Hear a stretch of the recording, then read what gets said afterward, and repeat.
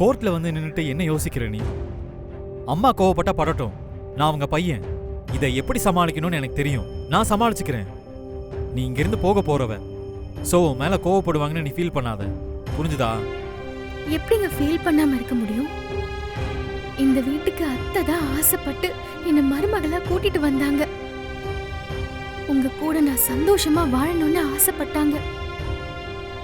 கோவில்ல வச்சு உங்களை எனக்கு தத்து கொடுத்திருக்காங்க. இந்த குடும்பத்தையும் உங்களையும் நான் பத்திரமா பார்த்துப்பேன்னு என் மேல அசைக்க முடியாத நம்பிக்கை வச்சிருக்காங்க. ஆனா இன்னைக்கு நான் அந்த நம்பிக்கையை உடைக்கிற மாதிரி அவங்க கிட்ட சொல்லாம கோர்ட்டுக்கு வந்திருக்கேன். அது உங்களுக்கு வேணா சாதாரணமா இருக்கலாம், ஆனா எனக்கு கஷ்டமா இருக்கு வருண். நான் அத்தைக்கு பிடிச்ச மருமகளா அந்த வீட்டுக்குள்ள வந்தேன். அவங்களுக்கு பிடிச்ச மருமகளாவே நான் வீட்டை விட்டு போகணும்னு நினைக்கிறேன். அது தப்பா? எனக்கு நீங்க எவ்வளவு முக்கியமோ அதே அளவுக்கு அத்தையும் எனக்கு முக்கியம் வருண். இங்க பாரு, நீ யோசிக்கிறது எல்லாமே கரெக்ட் தான். ஆனா இது அம்மா கிட்ட சொல்றதுக்கான நேரம் கிடையாது. அவங்க கிட்ட சொன்னா நம்ம நினைச்சது நிச்சயமா நடக்காது. எனக்கு அமெரிக்கா போகணும். என் பிசினஸை வேர்ல்டு ஃபுல்லா சக்சஸ் பண்ணணும். அதுக்கு இந்த டிவோர்ஸ் ரொம்ப முக்கியம். சோ கண்டதை திங்க் பண்ணி டிஸ்டர்ப் ஆகாத. இன்னும் கொஞ்ச நேரத்துல நம்ம கோர்ட்டுக்குள்ள போகணும். அதை பத்தி மட்டும் யோசி.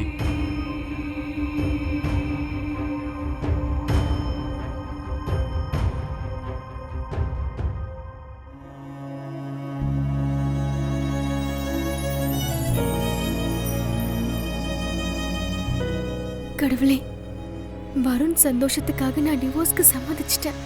ஆனா அது இவ்வளவு சீக்கிரமா நடக்கும்னு நான் கொஞ்சம் கூட நினைக்கல.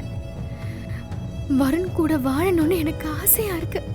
ஆனா அவருக்கு என்னை விட அவர் பிசினஸ் தான் முக்கியம். அதுக்காக தான் நானும் சம்மதிச்சேன். ஆனா இப்போ கோர்ட்டு வாசல்ல வந்து நிக்கும் போது மனசு ரொம்ப வலிக்குது, கஷ்டமா இருக்கு. என்ன பிரியறதுல வருணுக்கு வேணா சந்தோஷமா இருக்கலாம், ஆனா அண்ணாமலை அத்தையால இதை தாங்கிக்க முடியாது. அவங்க ரொம்ப நல்லவங்க. நாங்க பிரியற விஷயம் அவங்களுக்கு தெரிஞ்சா ரொம்ப உடைஞ்சு போயிடுவாங்க. அவங்களுக்கு நீதான் துணையா இருக்கணும், ப்ளீஸ்.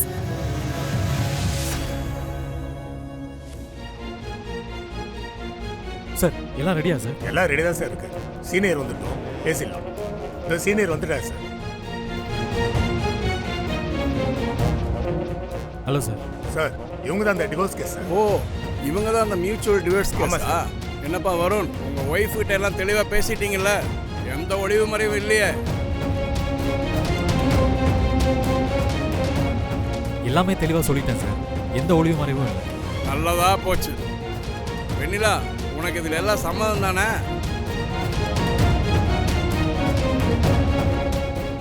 சரிம்மா, அப்போ கல்யாணத்துக்கு அப்புறம் வேலைக்கு போக முடியாம குடும்பத்தையே பார்த்துக்கிற பொண்ணுங்க, சம்பாத்தியம்னு எதுவுமே இல்லாதவங்க, புருஷனை விட ரொம்ப கம்மியா சம்பாதிக்கிறவங்க எல்லாம் விவாகரத்துன்னு வரும்போது ஒரு நஷ்டஈடு மாதிரி ஜீவனாம்சம்னு ஒரு தொகை கேட்பாங்க. அந்த மாதிரி உனக்கு ஏதாவது கேட்டு வாங்கி தரட்டுமா, இல்ல ஃபுல் செட்டில்மெண்ட் வாங்கி தரட்டா? நான் அதெல்லாம் எதிர்பார்த்து இந்த டிவோர்ஸ்க்கு ஒத்துக்கல.